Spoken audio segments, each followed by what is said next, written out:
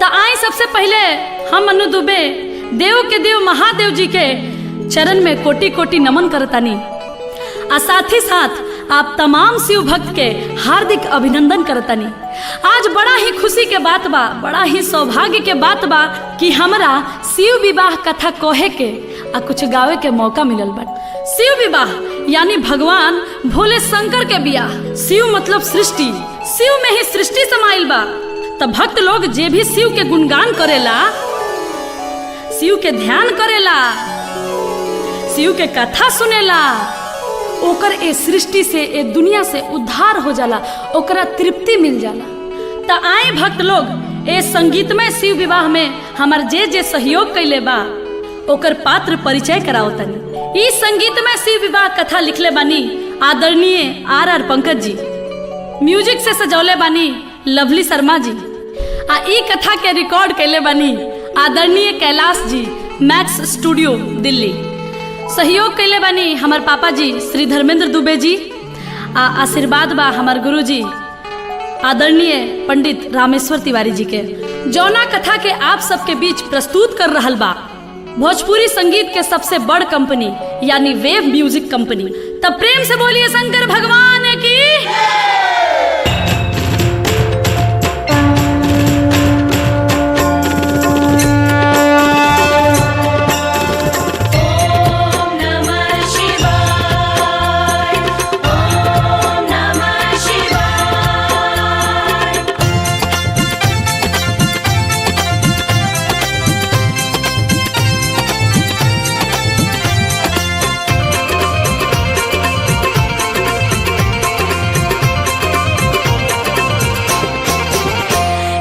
छोटी सी लड़की पार्वती शिव शंकर पूजा करती थी। एक छोटी सी लड़की पार्वती शिव शंकर पूजा करती थी। एक छोटी सी लड़की पार्वती शिव शंकर पूजा करती थी। एक छोटी सी लड़की पार्वती शिव शंकर पूजा करती थी।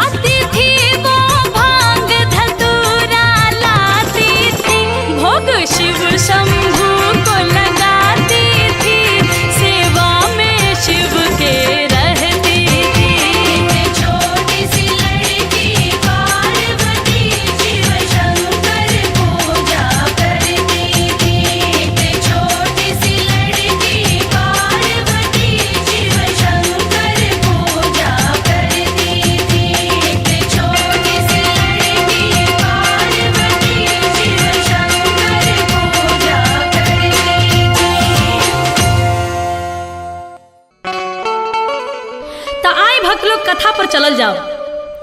राजा हिमांचल के पुत्री पार्वती अपन घर दुआर माई बाप सबके त्याग के जाके जंगल में शिव जी के पावे खातिर तपस्या करतरी। आ एने भगवान शिव शंकर 87,000 बरिस खातिर समाधि लगौले बनी। पार्वती के ऐसन घोर तपस्या देख के आ भगवान भोलेनाथ के समाधि में लीन देख के ब्रह्मा जी विष्णु जी सब देवी देवता परेशान हो गए। तब देवता लोग सोचे लागल कि अगर ये ध्यान ना टूटी और शादी ना जुटी तब इस सृष्टि के कल्याण कैसे होई। सब देवता लोग भगवान भोलेनाथ के जगावे खातिर प्रयास करे लागल, लेकिन डरे केहू लगे नइखे जात। अगर भगवान भोलेनाथ खिसिया गईले तब तब उछी सब गड़बड़ बा। अब देखी ब्रह्मा जी विष्णु जी आ संगे संगे सब देवता लोग आपस में मिल के सलाह कई कि भोलेनाथ के ध्यान कैसे तुरल जाओ। तब ब्रह्मा जी कहनी कि ऐसन कठिन काम कामदेव ही कर सकता रे। अब देखी सब देवता लोग मिलके कामदेव के लगे जाता आ कामदेव से सब बात बतावता कि रउआ भगवान भोलेनाथ के तपस्या तूरी ना तो अनर्थ हो जाई। काहे से कि पार्वती भगवान भोलेनाथ के पावे खातिर जंगल में जाके तपस्या कर रहल बड़ी।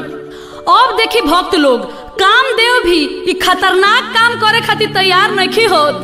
कामदेव भी कहत रे ऐसन खतरनाक काम हमरा से ना होई। तब ब्रह्मा जी समझौनी ह कामदेव ई काम तोहरे करे के पड़ी, ना तो इस सृष्टि के कल्याण ना होई। अब देखी ब्रह्मा जी से आदेश पौला के बाद कामदेव भगवान भोलेनाथ के तपस्या तुरे खातिर सुंदर सुंदर अप्सरा लोग के भेजतानी, नर्तकी के भेजतानी आ कहतनी कि हे अप्सरा इतना सुंदर सोच संवर के जाके ओइजा नाचे के बा गावे के बा कि भगवान भोलेनाथ के ध्यान टूट जाओ।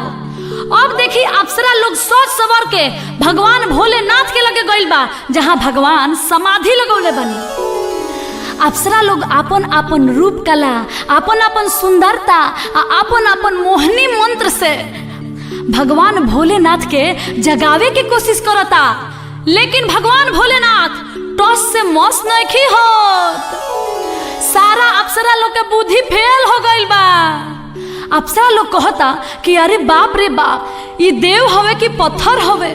भक्त लोग अप्सरा लोग निराश होके कामदेव के भीरी पहुंचल ह। कहता लोग कि हे कामदेव जी दुनिया में बहुत प्राणी देखनी, लेकिन ऐसन अद्भुत जीव कहीं ना मिलल। हमनी के इतना नचनी हसन गौनी हसन, लेकिन ओ बुढ़ऊ के मन ना डोलल ह। तो देखिए एगो कैसन गीत के भाव लागल।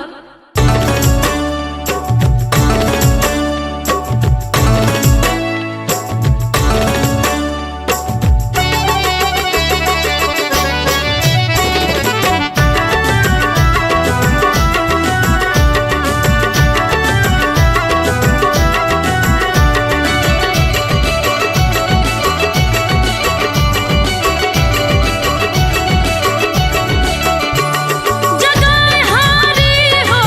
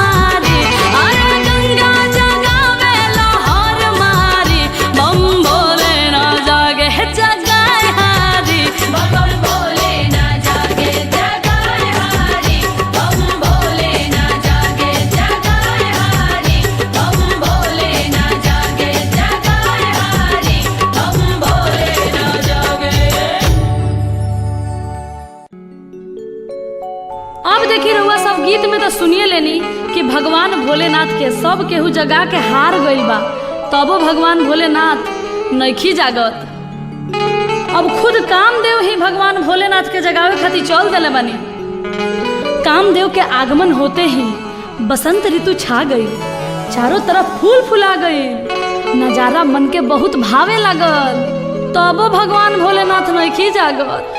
तब कामदेव के क्रोध आइल ह आ एगो गाछ पर चढ़ गई ह आ चढ़ के तीर से निशाना सधनी ह आ भगवान भोलेनाथ पर बाण चला देनी ह। आ जैसे वो बाण भगवान भोलेनाथ के लागल ह, भगवान के तिसरका आंख खुल गई ह आ तीनों त्रिलोक डोले लागल ह आ सृष्टि में हाहाकार मच गई ह। जैसे ही भगवान भोलेनाथ के तिसरका आंख के पहिलका ज्योति कामदेव पर पड़ल, कामदेव ओही जा जर के राख हो गई हन, भस्म हो गई हन। अब देखी भगवान भोलेनाथ समाधि से जाग गई बने। अब देवता लोग पहुंचल ह भगवान भोलेनाथ के दरबार में। भगवान भोलेनाथ कहतनी कि का बात बा, आज रउआ सब है यहाँ। देवता लोग कहल ह रउआ के पावे खातिर पार्वती जंगल में तपस्या कर रहल बाड़ी, उ रउआ से बियाह कइल चाहतारी। तब देखी एजा एगो कवि के बड़ा बढ़िया एगो भाव लागल बाटे। देवता लोग कहता कि भोले बाबा करी अब बियाह, सलाह सब देवता के मानी। भोले बाबा ई सब बात सुन के ठठा के हंसे लगनी। बियाह हमरा जैसन गजेड़ी भंगेड़ी से बियाह के करी? अरे के हमर भांग पीसी, आ के हमरा जोरे टूटही पलानी में गुजारा करी? के हमरा जोरे कैलाश पर रही? के हमरा संगे जंगल में रही? अरे हमरा से केहू बियाह ना कर सकेला। हे देवगढ़, आप सब हमरा के मत भरमाई। देवता लोग कहल है ना प्रभु ना, रउआ बियाह करे के पड़ी, पार्वती रउए से बियाह करी है।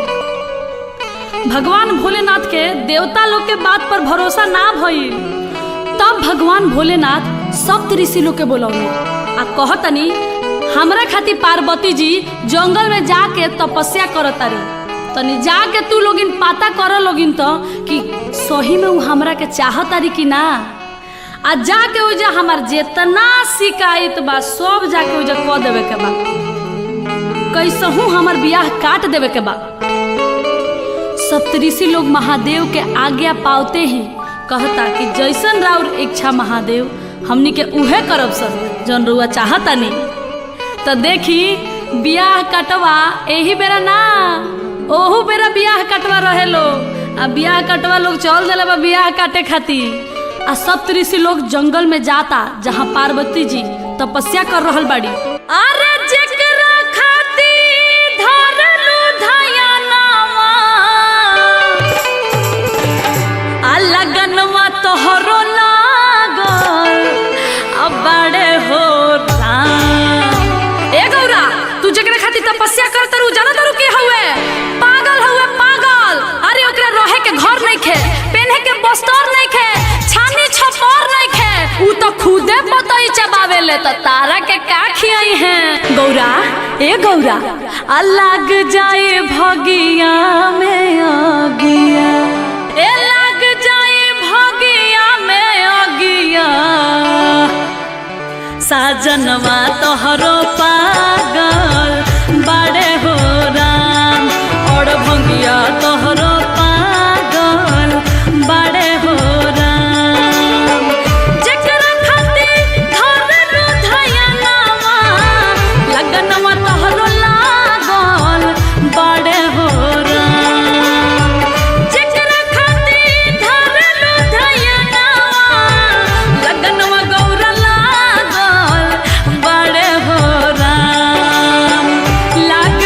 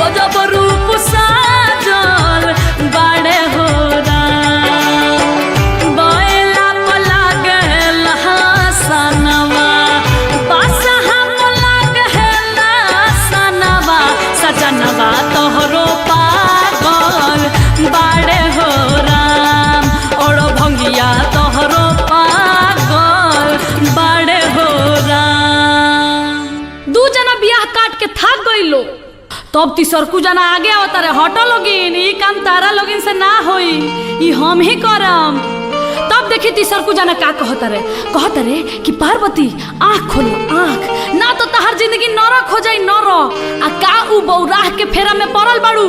पार्वती के समझावे लगले कि बर बीसम बीसम बीसा आ बर ताके एके दिशा, बर के घर में चांद सूरज के ज्योति आ बर पेन्ही ना पियरी धोती। अरे बुझलो एकरा मतलब का होला कि बर बीसम बीसम बीसा यानी 20 आ 20 60 बरिस के लइका बा, आ बर ताके एके दिशा, एके कोर ताके ले कंडेर बाड़े, बुझली ह।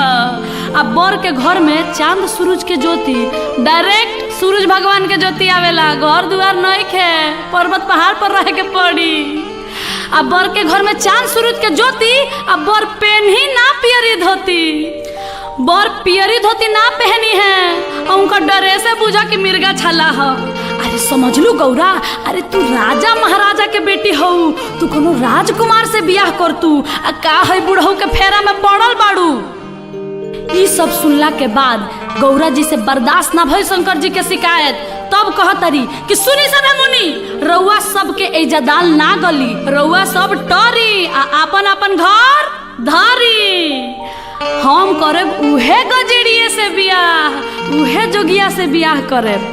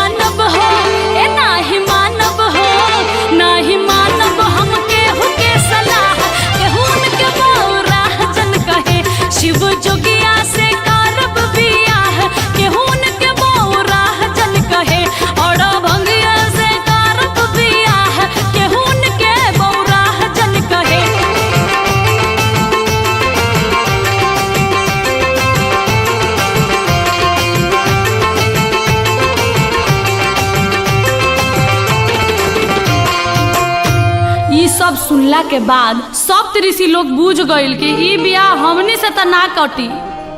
तब गइल लो भगवान भोलेनाथ के लगे आ कहल लो कि हे भोलेनाथ, राउर बियाह होइबे करी, ई बियाह गणासियों से ना कटी।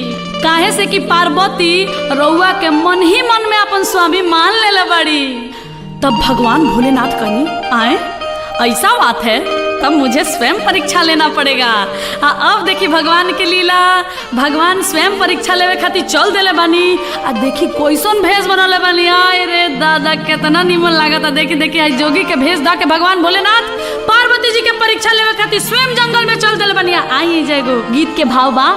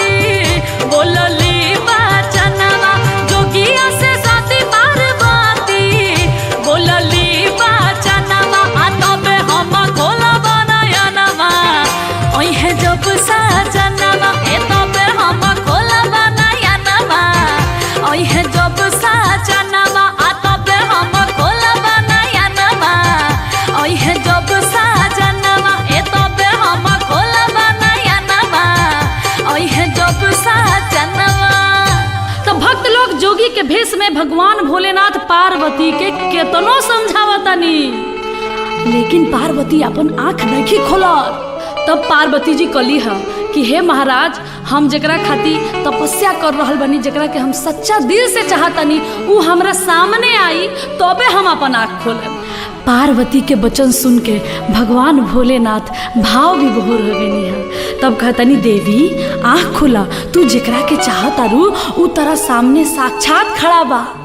तब पार्वती आँख खोल ली है। आँख खोलते ही भगवान भोलेनाथ के साक्षात दर्शन पाके पार्वती धन्य हो गईली, भाव विभोर हो गईली। आ देखी भक्त लोग, एजा शिव पार्वती के पहला मिलन होता। पार्वती भगवान भोलेनाथ के चरण में लिपट गईली, रूप निहारे लगली आ कहे लगली कि कैसे लोग रुआ के कहत रहे कि रुआ बौराह बानी, रुआ तो तीनों त्रिलोक से सुंदर बानी। तब देखी कवि के कैसन भाव लागता।